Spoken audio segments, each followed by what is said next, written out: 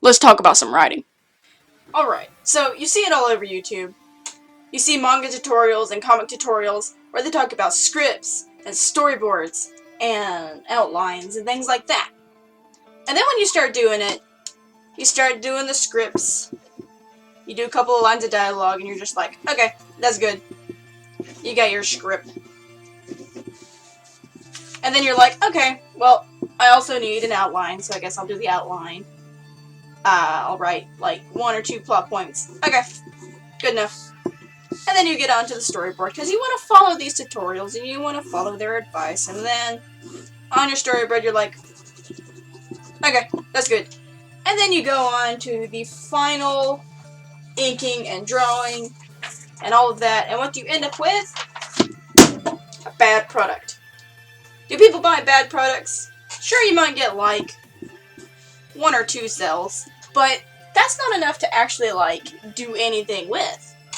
All you have is a bad product and no sales. So, what I'm going to talk to you about, because I'm actually in the process of editing my own book, Legend of the Erased Book 2, because, 1, I scripted 1 chapter. 2, my storyboards were nearly non-existent. So, there's a lot of issues. I didn't get the right... Give me a decent pen. I didn't get the right pacing. There were scenes that needed to be slow that went way too fast. And fast scenes that went way too slow. Or way too fast. And just ended up with bad pacing. The scenes that needed to stick with you, that needed to come to you and, like, really draw emotion, they didn't do that. Why? Bad planning. So, while I was working on these pages, I was thinking, you know, how many other creators get sucked into this to where they're like, I don't need a script because I have all of my dialogue memorized and written in my head.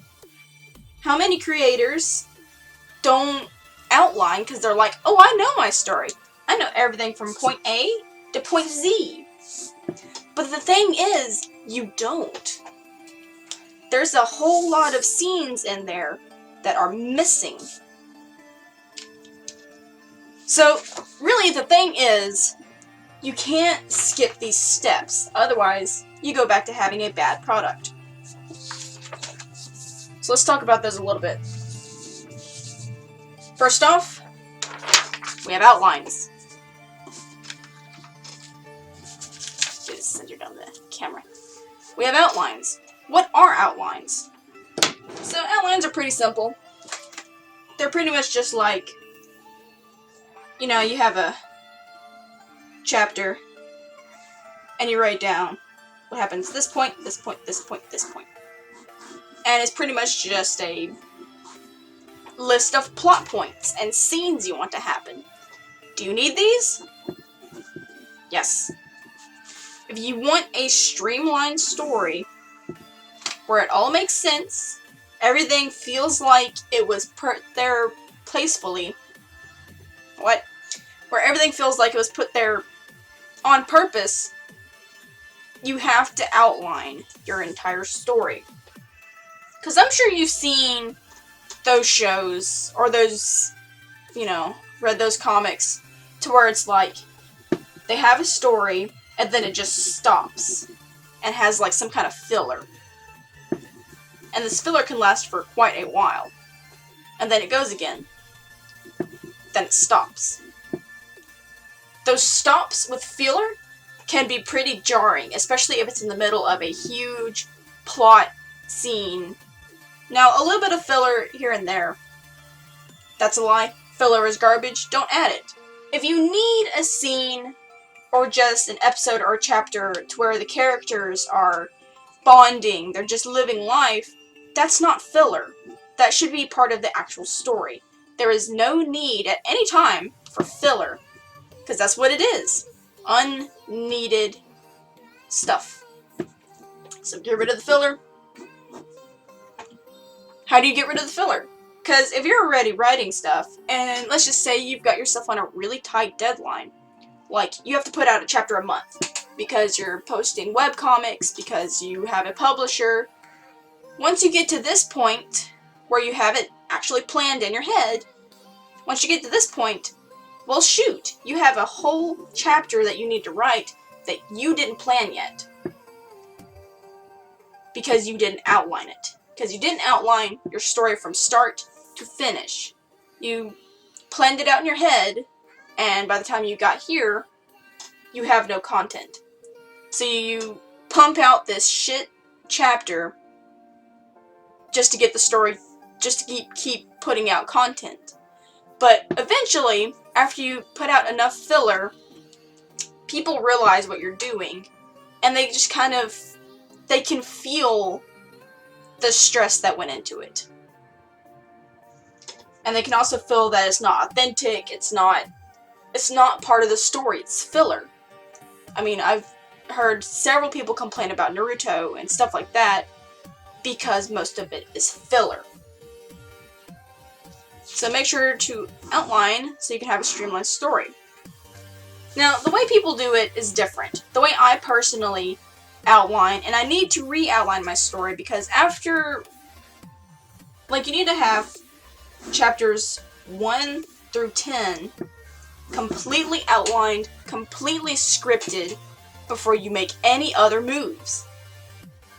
This needs to be concrete. But by the time you get to like chapter 4 or chapter 5, look at your outline again. Because somewhere through here, you should have learned something. If you didn't learn something from making progress this far, then I got bad news. You're doing something wrong. Because the more you make progress, the more you should learn from the progress. But every few chapters or so, you need to look at your outline and make sure it's all still worthy to be in the story. You might go back and be like, oh, well, this character doesn't really need to be in it. I haven't introduced them yet, so I can, remove them and revise all the scenes that they were in. Or there might be a huge plot point that is not needed. So every few chapters, you need to look at your outline and make sure it's all still good content. And the way people do it is different. Some people have sticky notes. Some people have business cards in a book. Some people have a scrapbook full of, big pieces of paper. Some people do it on, computer screens to where they have, like, big old professional outlines. As long as you have it planned out, written down, to where you can look through it easily, without much hassle, it's fine. You can still have a little bit of freedom here and there, but make sure you have it written down so that you can read it. Or, if you need a second eye, which you probably do, if you have it written down, you can show it to people. Like, you can show it to an editor, you can show it to a close friend that acts as your editor. You can show it to beta readers. But if you don't have it written down, you can't do that.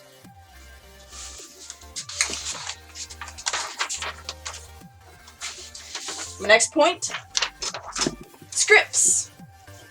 Now, I'm sure you've heard about scripts for movies and scripts for screenplays and stuff like that. You have to have a script for comics and manga too. Why? Dialogue, actions,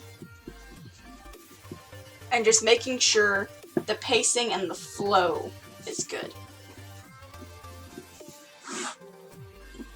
With scripts, if you want to show them to people, that's fine, but the way you write them is really up to you. Some people do it like you would be role-playing a character, to where you just have pretty much the character's dialogue and what they do in asterisks. A lot of role-play groups act like that. That's how I used to do my scripts, because it was just easy for me. Some people write it novel style.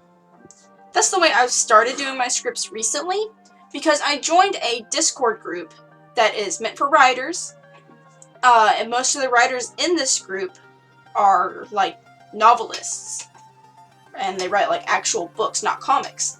If I wanted their opinions, I could not go to them with this, nor could I go to them with just outlines or just storyboards.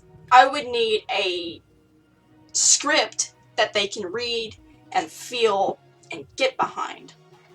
So I write my scripts novel style. I was really sloppy with this during book 2. That's why there's a lot of pacing issues. There's a lot of stuff that just... It could have been a lot better if I put more time into planning it. Now for book 3, I am not skipping anything. I'm going to do the outlines, I'm going to do the scripts, I'm going to really bog down on planning it. And when I do my storyboards, I'm sending them to all my beta readers. So that before it even gets drawn, all the problems can be gone. Now the other way to do scripts, and this is mostly popular in animation, screenplays, comics, they write it like a screenplay.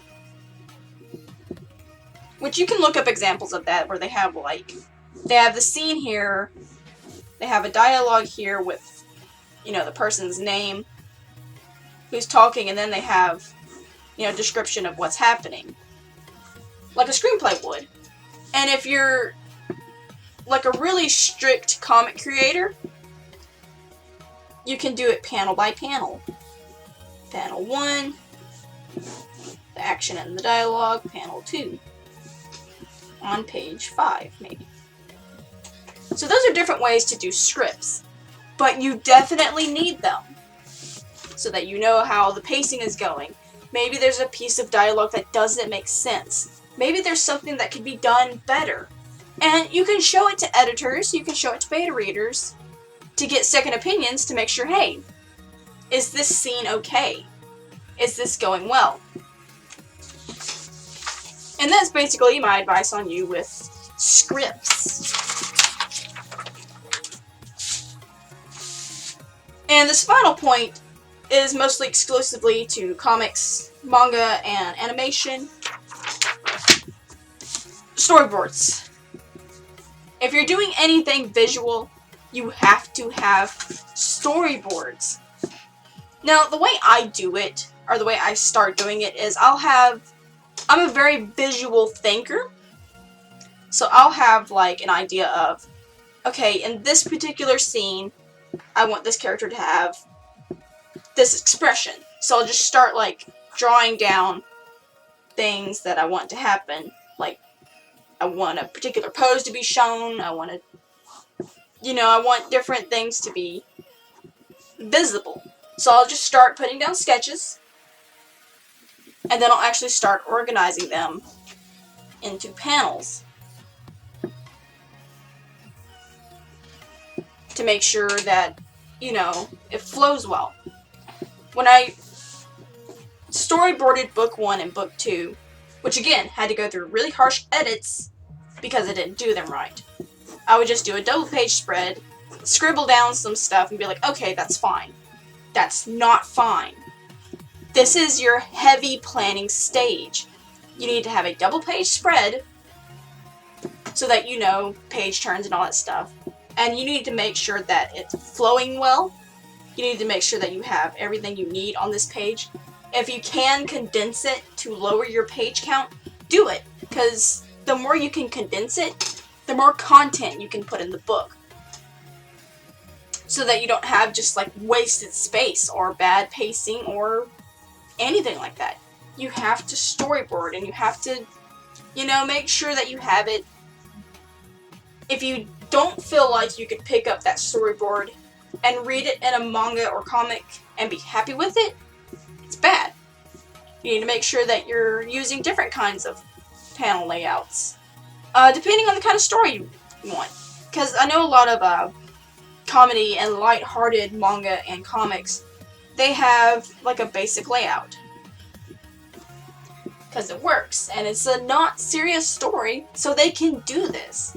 But if you want something with the maximum impact, you need to have different kinds of panels, sometimes even panel breaks, stuff like that. Either way, you need to storyboard, and you need to keep in mind, this is what I'm taking to make a final product. So before you even start inking a page, pay attention to your storyboards. And if by the time you get to that page and you think, I don't really like that storyboard, I'm going to change up the page layout, don't do it on the page. Because the final paper is expensive stuff. Inks are expensive stuff. Copy paper, it's cheap. So if you think, I don't like this layout, I want to change it, it doesn't take 10 minutes to just draw a square on copy paper and re-lay out the page to make sure everything in composition is lining up correctly. You really need to focus on making sure that you have the right idea before you take it to your expensive paper or your expensive inks. So here's what we got. We got outlines. We got scripts. We got storyboards. Now what happens when you really take your time and do all these? A good product. Now if you focused on marketing while you're doing this, it doesn't take a lot. Just like if you're drawing something, take a picture of it with your phone and just post it on Facebook, post it on Instagram, post it on whatever social media you have, and that's marketing. That's literally pretty much what it takes to get your story out there and to get it, in the public eye. And if you end up coming out with a good product through really focusing on making it a good product, then you don't just get 1 or 2 sales. You did good marketing with a good product, you get all the sales. And these sales will keep coming back, because if it's a good enough product, people will take it to their friends and be like, hey, this is a really good product, you should buy it. And then you get more of that because they keep showing their friends the good product that they bought and talking about this creator that they really enjoy, supporting. So take time to plan your project. Take time to script it, to outline it, to storyboard it, and make sure you check, and check again. Because this is a quote I heard once, a good writer is a good rewriter. So if you can't look at your work and work out the kinks and the problems and the issues, then that's an issue. You really need to have a critical eye and be able to see issues. And if you yourself cannot see problems or issues, get someone to help. Get a beta reader, get a critique partner, get a second eye to make sure that you're putting out a good product. And that's all the advice I got for you. Have a good one.